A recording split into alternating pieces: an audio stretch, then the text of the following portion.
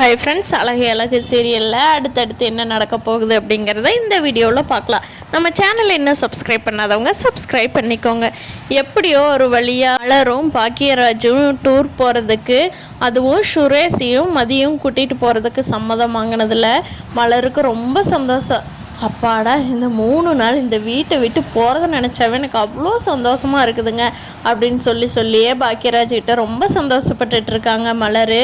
ஆனால் மலர் சொல்கிறதும் உண்மைதான். நார்மலான வீட்டு பொண்ணை வெளியவே விடாமல் 24 மணி நேரம் சமையல் கட்டில் போட்டு அடைச்சி வச்சா அந்த பொண்ணோட ஃபீலிங்ஸ் எப்படி இருக்குமோ சேம் இருக்காங்க மலர். நான் சுரேஷும் மதியும் தான் இன்னுமே எலியும் பூனையுமா இருக்காங்க.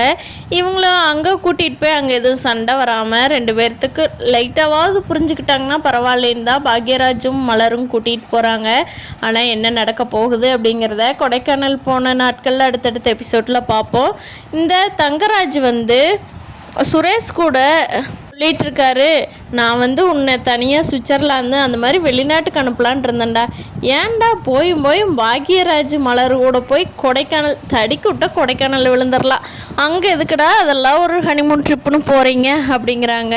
அதுவும் பாக்யராஜ் தயவுலையாடா நீ போகணும் அப்படின்னு தங்கராஜ் கேட்குறாரு. அதுக்கு சுரேஷ் இருந்துட்டு, அண்ணா இல்லைங்க மச்சான், அண்ணனோடக்கு வவுச்சர் வந்திருக்கு 4 பேர் போகிற மாதிரி, அதனால தான் போகிறோம். அண்ணனோட காசு செலவு பண்ணியெல்லாம் எதுவும் போகலை, நீங்கள் எதுவும் தப்பாக நினச்சிக்காதீங்க அப்படிங்கிறான்.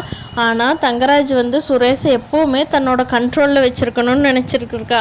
முக்கியமாக கொடைக்கானல் சுரேஷை தனியாக அனுப்பிச்சி விட்ட எங்கே பாக்கியராஜோட பேச்சை கேட்டுக்கிட்டு மலரோட பேச்சை கேட்டுக்கிட்டு நம்ம பேச்சை கேட்காம போயிடுவாங்களோ, அவங்க இந்த தங்கராஜ் கூட செய்கிறாதுன்னு சொல்லி கொடுத்துருவாங்களோ, நம்ம சுரேஷை வச்சு நிறைய காரியம் சாதிக்கணும், அதுக்கு இடைஞ்சல் பண்ணி விட்ருவாங்கன்னு தான் சுரேஷ் கூப்பிட்ட உடனே சரி நானும் உங்கள் அக்காவும் வர்ற மாப்பிள்ள அப்படின்னு சொல்லி தங்கராஜ் சொல்கிறாரு. ஆனால் தங்கராஜ் போகாமல் இருந்தால் கூட சுரேஷுக்கும் மதிக்கும் ஏதாவது கொஞ்சமாவது ஒத்து வருமா என்னவோ தெரியல.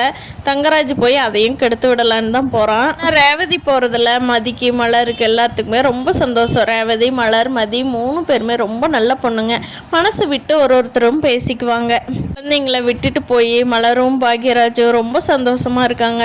மலர் சொல்லி கொண்டாடுறாங்க. ஏங்க எனக்கு காலையில் டிஃபன் செய்கிற வேலை இல்லை, லஞ்ச் செய்கிற வேலை இல்லை, எவ்வளோ ஜாலி, பாத்திரம் கழுவுறதில்ல, வீடு கூட்டுறதில்ல, வீட்டு வேலையில், எனக்கு சாப்பாடு கூட வேண்டாங்க, எனக்கு இதுவே போதுங்க அப்படின்னு சொல்லி ரொம்ப சந்தோஷப்பட்டுட்ருக்காங்க. மலர் நீ இப்போவாவது சந்தோஷமாக இரு மலர், என்னால் உன்னை வீட்டில் தான் பார்த்துக்க முடியல, எங்கேயாவது இரு மலர் அப்படின்னு சொல்லி பாக்யராஜ் மலரை ரொம்ப நல்லா பார்த்துக்கிறாரு. கேம்ப் ஃபயர் நடக்குது. அங்கே மலர் எல்லாருமே பாட்டு பாடுறவங்க பாட்டு பாடுங்க அப்படிங்கிறாங்க. ரேவதி இருந்துட்டு அண்ணி நீங்கள் பாடுங்க அண்ணி அப்படிங்கிறாங்க.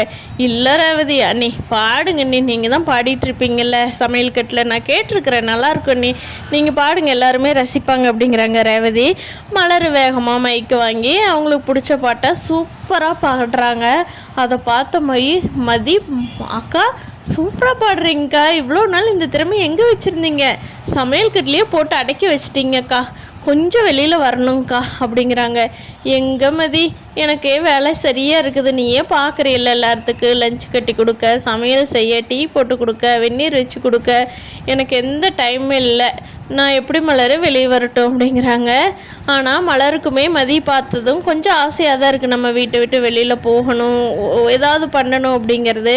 கண்டிப்பாக மலரை வீட்டை விட்டு வெளியே போய் அவங்களே சொந்த காலில் நிற்கிற மாதிரி மதி ஃப்யூச்சரில் ரெடி பண்ணி விட்டுருவாங்க.